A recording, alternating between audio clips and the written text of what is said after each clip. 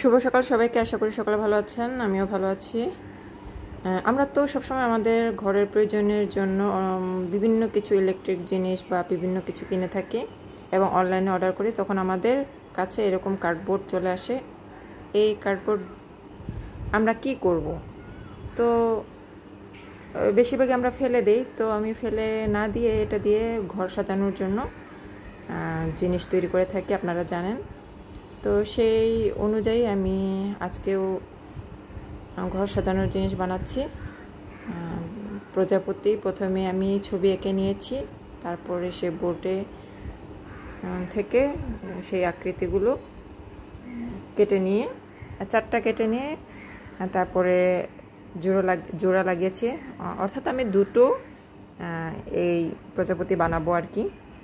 তারপর এটাকে ফেভিকল দিয়ে জোড়া লাগিয়ে এটার উপরে আমি যে আনইভেন স্পেস আছে, এই কার্ডবোর্ড দেখা যায় এবং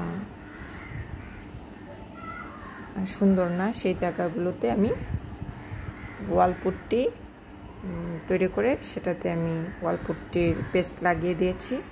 এছাড়া আমি এর গায়েও পাতলা করে ওয়ালপুট্টি লাগিয়ে দিয়েছি, যাতে আমি রং করলে রঙগুলো সুন্দরভাবে ধরে।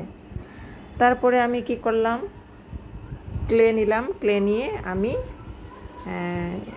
এর ডিটেলস অর্থাৎ এর বডি তৈরি করলাম। তারপর আমার কাছে সেই গুণা রয়েছে, সেই গুণাটা এর যে সুর সেটা তৈরি করলাম। তারপরে এর ডিটেলিং করলাম। তারপর আমি আবার সেই প্রজাপতির গায়ে ছবি এঁকেছি, সেটার উপরে আমি আবার সেই ওয়ালপুট্টি না, এটা ক্লে দিয়ে কাজ করছি, মানে এর ডিটেলিং করছি, যাতে রং করলে এর যে ফিনিশিং লুক এটা যেন অনেক সুন্দর আসে, সেই কারণে।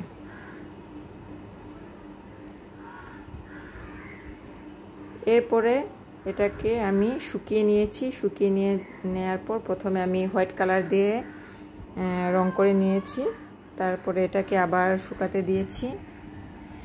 তারপরে এটার উপর এখন আমি বিভিন্ন কালার, যেহেতু প্রজাপতি বিভিন্ন কালারেই সুন্দর লাগে, তো বিভিন্ন কালার দিয়ে রং করে নিচ্ছি। আমাদের প্রত্যেকের ঘরে যেহেতু এরকম কার্ডবোর্ড থাকে, তো আমরা সকলেই এই কাজগুলো করতে পারি। কারণ বিভিন্ন শোরুম থেকে আমরা যদি এরকম ঘর সাজানোর জিনিস কিনে নিয়ে আসি, প্রচুর দাম। এই ছোট জিনিসের অনেক দাম বেশি। এই কারণে আমি না কিনে নিজেই কাজ করি। আর আসলে দেখতেও অনেক সুন্দর লাগে, আর নিজের মনেরও একটা ভালো লাগা কাজ করে যে নিজের হাতের কাজ। তারপরে হচ্ছে আবার আমি যদি কিনে নিয়ে আসি, সেটা তো তাদের পছন্দের। আমি ওখানে যদি আমার অপছন্দ কোনো কালারও থাকে, আমি এটা পরিবর্তন করতে পারবো না। কিন্তু যেহেতু এটা আমার নিজের হাতের কাজ, সেহেতু আমার পছন্দের রং, আমার পছন্দের অনুযায়ী শেপ এরকম করা যায়। এই কারণে আমি নিজের ঘরের সাজানোর কাজ, এই সব জিনিস আমি নিজেই বানিয়ে থাকি। দেখেন, এতটুকুই অনেক সুন্দর লাগছিল, আর রং করার প্রয়োজনই ছিল না। তারপরও রং করলাম আরও সৌন্দর্য বৃদ্ধি করার জন্য।